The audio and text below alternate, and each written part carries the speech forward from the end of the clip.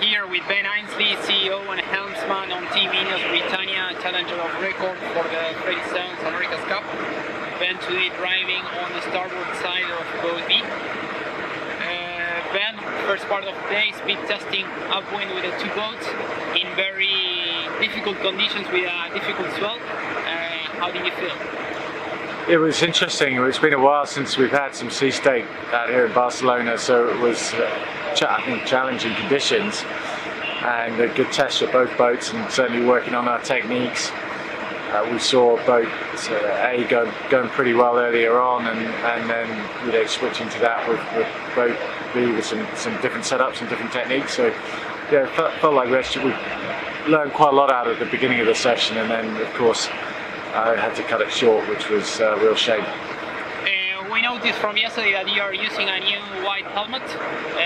Are there any differences with this helmet? Any differences in communications or anything? Yeah, I think we figured we gained maybe half a second around the course with the slightly more aerodynamic helmet, and the colour is maybe going to help us in the sunshine in Barcelona in the summer. Then unfortunately, a very unfortunate incident when we started to sail back, sailing downwind. Can you explain what happened? Yeah, so it was clearly quite lumpy, and both boats had a few touchdowns, and boat A very quickly had a battery fire, a quite extreme battery fire on board, which there wasn't really any signs of that coming, and it was quite extreme. So it's caused a lot of damage to the boat, and a big effort from the team to salvage the boat. So big thank you to everyone involved with that, and also the local safety services here in Barcelona, coming down and helping out both here on shore and on the water as well. So yeah, big shout out to those folk. But yeah, difficult day for the team, because we've been getting a lot of really useful learnings out of the two boats. We've got to see quite how much damage there is to the boat, if we can rectify that or not, but yeah, it's certainly a real shame. We saw a lot of smoke coming out from the front hatch and from everywhere possible under the deck, and we also saw the sailors trying to put out the fire with some fire extinguishers, and then with a big old pump going inside the boat. Is everyone safe? Yeah, everyone's okay. We had a few individuals we were potentially a little bit concerned about, smoke inhalation and things like that, but we try and train for these situations, and we have all of the safety equipment on board the chase boats, but nevertheless it's quite a rare occurrence. So of course these things happen fast, but I was really impressed. I clearly wasn't on the yacht, I was on the other yacht, but I was really impressed listening to the communications on board between the yacht and the chase boats, how everybody responded, and from what I could see and hear, did a really good job to try and make the best out of a very difficult situation. Yeah, from our perspective, there was an outstanding and very fast reaction of all the team to try to control the situation.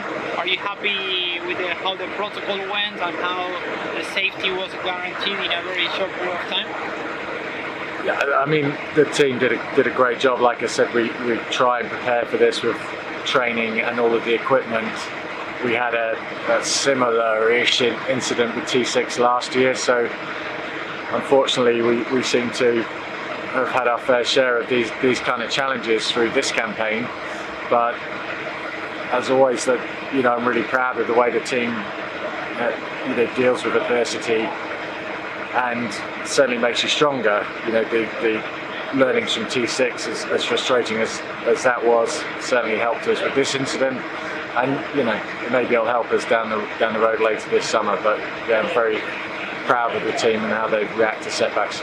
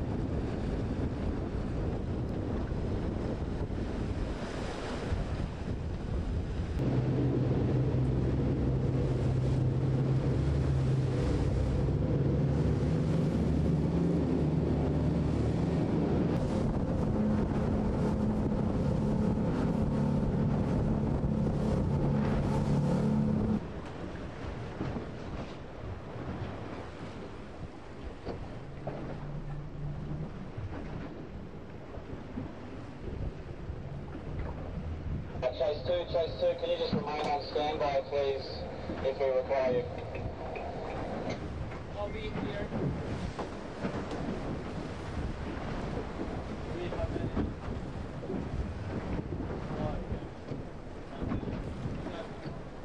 Okay, sit right here, perfect. Sort of make sure these guys are okay.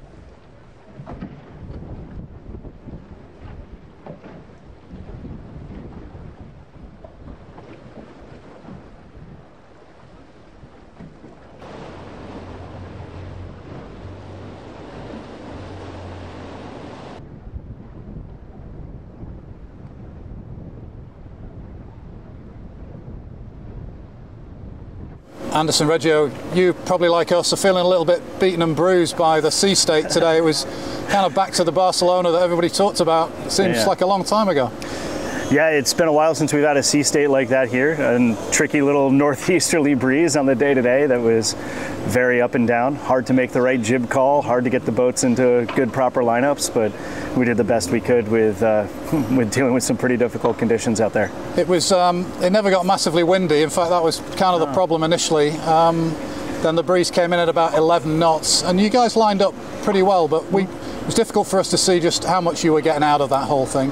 Yeah, it's going to be tough. You know, we'll sit down, we'll have a debrief here soon and discuss it. How much of it was the one boat winning versus the other is because of what we actually had designed for our tests for those conditions versus how much was just attributed to whichever boat didn't touch down enough. You know, or avoided touching down the most. Yeah, when you get the waves like that, it makes these boats very, very difficult to sail, and therefore also very difficult to judge even when you have a good proper two-boat lineup as to what settings are best.